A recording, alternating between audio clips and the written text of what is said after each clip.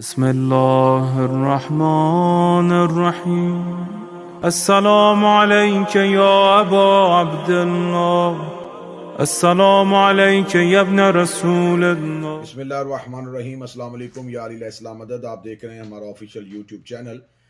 आज हम जिस मौजू को लेकर आपके सामने हाजिर हुए हैं, हालिया दिनों में सोशल मीडिया पर एक वीडियो वायरल हुई जिसमें एक आमर लियाकत नामी मखबूतुल हवास शख्स, जिसकी शख्सियत, जिसके अफकार और नज़रियात से पूरा ज़माना वाकिफ़ है कि वो किस कमाश का आदमी है और उसकी सोच कैसी है, और वो हमेशा लोगों की तवज्जो हासिल करने के लिए मुख्तलिफ़ किस्म की ऐसी हरकत करता है जो सारे ज़माने के सामने अया हैं। लेकिन उसने एक चौक पे तमाशा लगाया, जिस तरह बंदर का तमाशा हमेशा चौक में होता है। उसने एक चौक में ऐसा तमाशा लगाया और कुछ अहबाब उसके इर्द गिर्द बैठे हुए थे। वहाँ उसने एक फ़िरका, एक मकतब की तौहीन नहीं की, लेकिन लफ्ज़ शिया, जिसका कुरान में हज़रत इब्राहीम के साथ तज़किरा हो चुका है, उसने कुरान की उस आयत की तौहीन की। लेकिन मैं उसकी किसी बात का जवाब देना भी वक्त का ज़िया समझूंगा, लेकिन मैं चंद सवालात कुछ जिम्मेदारान से पूछना चाहता हूँ। जब वो ये गुफ्तगू कर रहा था तो वो गुफ्तगू तन्हाई में नहीं कर रहा था। उस गुफ्तगू के दौरान मुख्तलिफ लोग उसकी वीडियो भी बना रहे थे और एक खासा हल्का अहबाब वीडियो में उसके इर्द गिर्द भी नज़र आ रहा है। और जो हल्का अहबाब नज़र आ रहा है वो एक मस्जिद के गिराने के हुक्म को रोकने के लिए और एक मस्जिद के तहफ़्फ़ुज़ के लिए और उस जगह पे जमा थे। मेरा उन अहबाब से सवाल यह है कि आप गिरती हुई मस्जिद के लिए तो आवाज़ उठा रहे थे, लेकिन आपके सामने एक ऐसा शख्स जिसका किसी मकतब, किसी फ़िरके, बल्कि इस्लाम के साथ भी दूर तक का ताल्लुक नहीं है, वो एक मकतब के ख़िलाफ़ ऐसे नाजेबा अल्फाज इस्तेमाल कर रहा था और आपके चेहरों पे खुशी और आपके कहकों की आवाज़ें ये आपके दोहरे मेयार की अक्कासी कर रही थी। एहतजाज हो रहा था आपका मस्जिद के गिराने पर और चेहरे पे आपके खुशी आ रही थी कुरान की तौहीन पर, मज़हब अहले बैत के पैरोकारों की तौहीन पर। यह आपका दोहरा मेयार था। दूसरा सवाल मैं करूंगा रियासत मदीना के उस हाकिम से कि जिन्होंने एक ख्वाब हमें दिखाया था कि वो पाकिस्तान को रियासत मदीना की तर्ज पे तश्कील करना चाहते हैं। तो ऐसी तश्कील मुमकिन किस तरह होगी कि जब आप ही के गिर्द बैठे हुए अफराद इस तरह के गुस्ताखाना अल्फाज बरमला इस्तेमाल करें। तो जब रद्द अमल आएगा तो फिर इस मुल्क में एहतजाज भी होगा, फिर इस मुल्क में बहुत सी आवाज़ें भी उठेंगी। लेकिन अगर आप अमल को रोक दें तो यकीनन रद्द अमल कभी भी ना आए। तीसरा सवाल मैं करना चाहूँगा पाकिस्तान के उन कानून नाफज करने वाले अदारों से कि जहाँ पर एक शिया 16 साल के बच्चे को एक पोस्ट शेयर करने पे उसकी मां के सामने गिरफ्तार कर लिया जाता है, जहां पर सोशल मीडिया पर एक कमेंट करने की वजह से एक बच्चे को सियालकोट से उठा लिया जाता है, जहां पर मजहब शिया की आइमा की सीरत पे लिखी हुई किताब 14 सितारे रखना जुर्म बन जाती है, जहां पर मजलिस इमाम हुसैन अलैहिस्सलाम बगैर इजाजत के करवाना जुर्म समझी जाती है।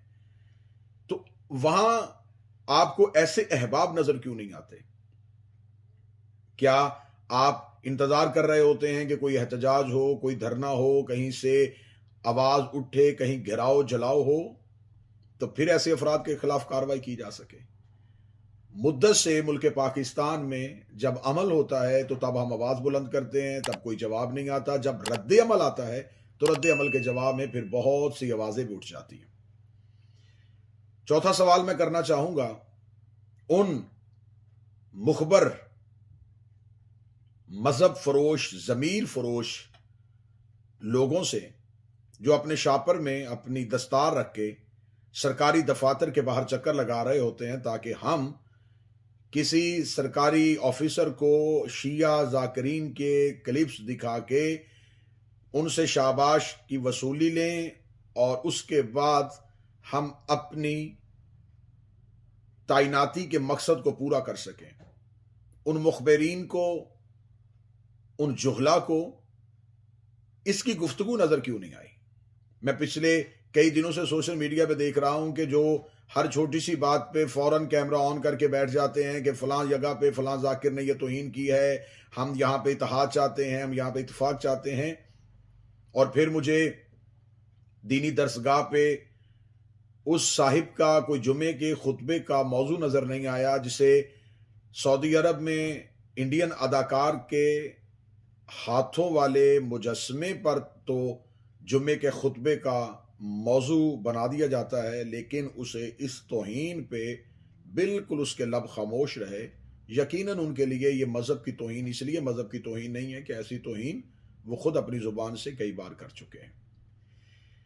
मेरा आखिरी सवाल है शिया कौम के उन अहबाब से जो दर्द दिल भी रखते हैं, जिनको तकलीफ भी होती है, जो मज़हब और मकतब के खिलाफ उठने वाली किसी भी आवाज़ पे दर्द महसूस करते हैं, लेकिन हम सिर्फ ऐसी कौम हैं कि हम तकलीफ महसूस करते हैं और तकलीफ महसूस करने के बाद हम समझते हैं कि तकलीफ महसूस करना ही हमारी जिम्मेदारी थी। क्या इस तरह से हम बिल्कुल खामोश रहे तो क्या हमारा किरदार भी कूफे के उन खामोश अहबाब की तरह नहीं हो जाएगा कि जो ये चाहते थे कि इमाम हुसैन अलैहिस्सलाम की कत्ल का जो मंसूबा बन रहा है ये गलत है, लेकिन हम क्या करें, हम इमाम हुसैन अलैहिस्सलाम का साथ भी नहीं दे सकते। तो मेरा ख्याल है कि ऐसी खामोश किरदार जो हैं वो हमेशा मुज़म्मत के दायरे में आते हैं।